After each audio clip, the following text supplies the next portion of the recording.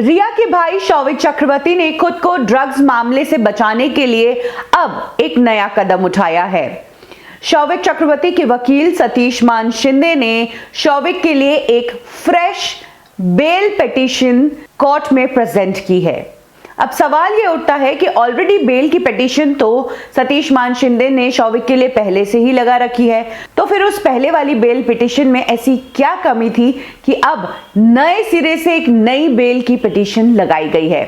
आपको बता दें कि शौविक सितंबर से एनसीबी की गिरफ्त में है और अब तक उनकी रिहाई नहीं हुई है। सतीश मान शिंदे ने जहां रिया चक्रवर्ती को तो बेल दिलवा दी, लेकिन रिया के भाई शौविक को वो बेल अभी तक नहीं दिलवा पाए हैं। क्या शौविक की पिछली बेल एप्लीकेशन में कुछ खामियां थी जो सतीश मान शिंदे ने ये नई बेल एप्लीकेशन फाइल की है? आपको बता दें कि ये जो नई बेल एप्लीकेशन फाइल की गई है, इसके पीछे कारण है एनडीपीएस का नया कानून। आपको बताया था कुछ ही दिनों पहले हमने कि किस तरह से एक नए लॉ को पास किया गया है, जिसमें कहा गया है कि अगर अक्यूज्ड इन्वेस्टिगेटिंग ऑफिसर को कुछ भी स्टेटमेंट देता है तो उस स्टेटमेंट के बिहाफ पर अक्यूज को सजा नहीं दी जा सकती है। और इसी ऑर्डर के पास होने के बाद सतीश मान शिंदे का भी स्टेटमेंट आया था, जिसमें उन्होंने कहा था कि रिया चक्रवर्ती तो अपनी सजा काट चुकी है, इस लॉ के अब आने से रिया को कोई फायदा नहीं हुआ है।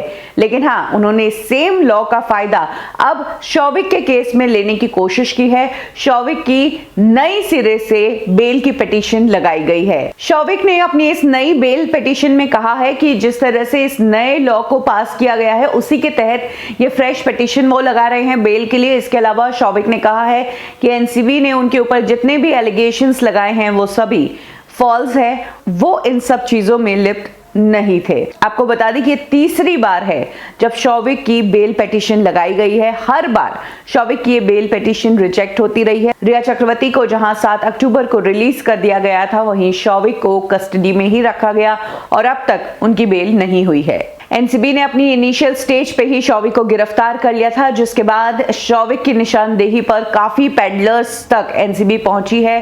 कहा जा रहा है कि शौविक मुंबई के कई सारे पेडलर्स से कनेक्शन में था। शौविक और उसके ग्रुप के सारे लोग, उसके दोस्त, उसके स्कूल फ्रेंड्स सभी ड्रग्स में लिप्त थे।